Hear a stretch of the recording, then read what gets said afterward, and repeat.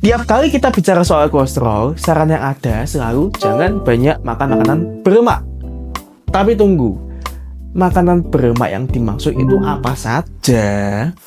Halo, saya Dr. Setia Rukmana dan kali ini saya akan menjelaskan sesungguhnya makanan apa yang harus dihindari agar kolesterol kita tidak tinggi. Jadi bayangkan ini, Anda di suatu pujasera mencari makanan untuk dibungkus pulang. Banyak kios-kios makanan yang Anda lihat, termasuk ada yang jual gorengan, steak, burger, penyetan, nasi goreng babat, dan lain-lain. Sebelumnya Anda sempat cek kolesterol, dan ternyata kolesterol Anda tinggi, sehingga Anda mencoba memilih makanan yang kolesterolnya rendah. Sekilas, Anda ingin sekali makan gorengan, tetapi ada yang bilang, minyaknya pada gorengan itu tinggi dan bisa meningkatkan kolesterol. Anda kemudian ingin makan steak aja, tetapi ada yang bilang daging itu juga banyak kolesterolnya.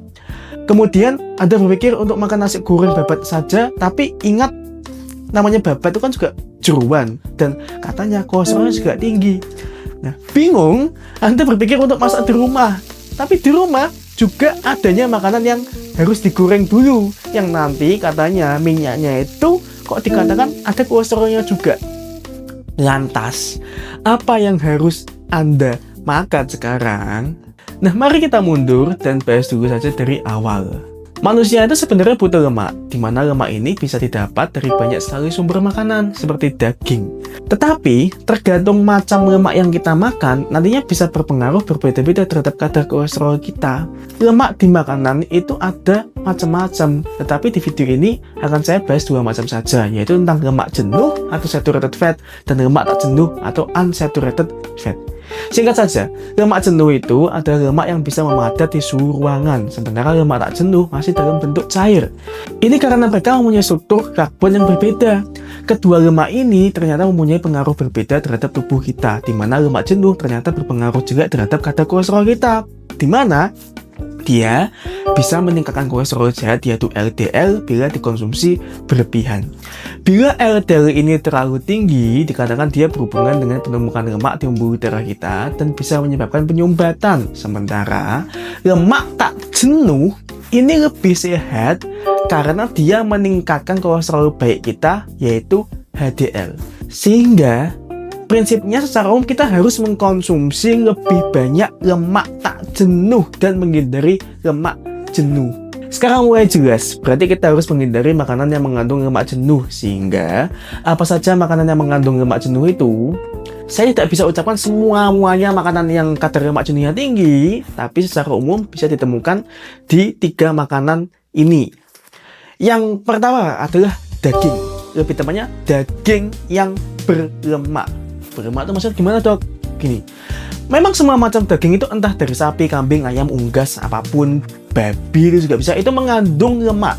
Jika Anda lihat dengan kasat mata, lemaknya itu adalah bagian yang warnanya keputihan dan teksturnya itu pun juga beda jika dimakan. Pasti Anda kalau pernah makan daging yang berlemak, tahulah gimana bedain antara daging dari otot dan yang lemak. Tetapi, jangan salah, tidak semua daging itu sama. Yang membedakan adalah lokasi di mana daging itu didapat. Maksudnya gimana? Gini, misalkan pada sapi, tidak semua bagian daging atau otot sapi itu banyak lemak. Ada bagian-bagian dari sapi ini yang rendah lemak, seperti pada gande, tanjung, has dalam atau tenderloin, dan beberapa bagian lainnya. Dan kebalikannya, ada bagian-bagian daging sapi yang tinggi lemak, seperti pada iga, sanding lamur atau brisket, sancan depan atau plate, dan beberapa bagian lainnya. Silakan bisa di Google ya untuk masing-masing hewan, nanti bisa dilihat sendiri bagian-bagian mana yang rendah lemak. Tetapi jika Anda pecinta daging, ya jangan khawatir, sebenarnya daging hewan itu tidak dilarang, tetapi bisa kita usahakan bagian-bagian mana yang kita makan agar lemaknya itu tidak tinggi. Nah, untuk ayam sebaiknya hindari kulitnya, karena kulitnya itu dikatakan banyak lemak jenuh. Selain daging, produk-produk susu itu juga mengandung lemak jenuh. Susu itu mengandung lemak, tetapi produk-produk susu tertentu mempunyai kadar lemak jenuh yang bisa lebih tinggi lagi. Produk-produk susu yang dimaksud seperti krim, keju, mentega, atau es krim. Memang ada namanya susu rendah lemak, tapi secara umum jika Anda mengkonsumsi apapun yang terdapat krim, keju, yogurt, mentega, atau es krim, itu mungkin kadar lemak jenuhnya tinggi. tentu realitanya kita tidak mungkin makan mentega balok langsung begitu ya. Tapi bayangkan misalkan kita makan roti dioles mentega atau membuat roti bakar diolesi mentega.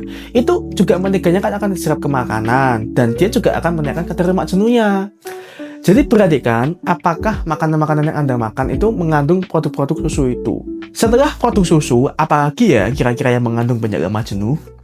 Ya, sudah saya sempat sebut di awal, yaitu minyak. Memang faktanya, minyak yang kita gunakan untuk menggoreng itu bisa mengandung banyak lemak jenuh dan akan diserap ke makanan yang digoreng. Tetapi, tidak semua minyak itu sama.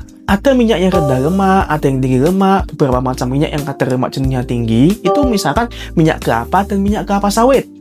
Begini, saya pun tidak terlalu paham bagaimana cara membedakan mana minyak kelapa, mana minyak zaitun, dan lain-lain. Tetapi jika Anda penasaran kandungan lemak suatu minyak, bisa dilihat informasi nilai gizi dari kemasan minyaknya itu. Misalkan dia memang ada informasi nilai gizinya. Anda bisa lihat labelnya, nanti kadar lemak jenuhnya berapa, kadar lemak lain-lainnya berapa, dan lain-lain.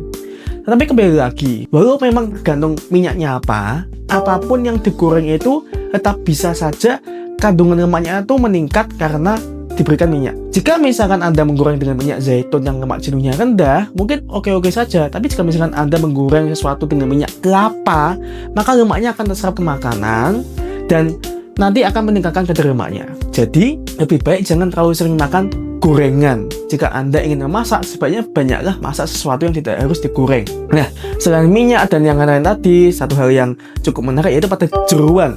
Jeruan itu mengandung banyak lemak jenuh, tetapi ada yang bilang sebenarnya jeruan itu juga sehat karena dia tinggi protein. Walau begitu, jika tujuan Anda untuk menurunkan kolesterol, maka tetap hindarilah jeruan. Jadi begitulah macam-macam makanan yang sebaiknya dihindari karena tinggi kolesterol. Ingat, bukan artinya dilarang sepenuhnya ya. Kita harus tetap mendapat lemak dari berbagai sumber makanan. Tetapi jika lemak yang sering kita konsumsi terlalu banyak lemak jenuh seperti dari daging berlemak, produk susu, gorengan, atau jeruan, maka itu harus kita batasi agar kolesterol kita tetap terkendali dan terhindar dari berbagai penyakit. Begitu saja yang bisa saya sampaikan. Subscribe bila ingin mengetahui lebih lanjut tentang kolesterol. Semoga Anda selalu sehat dan sampai jumpa di video berikutnya.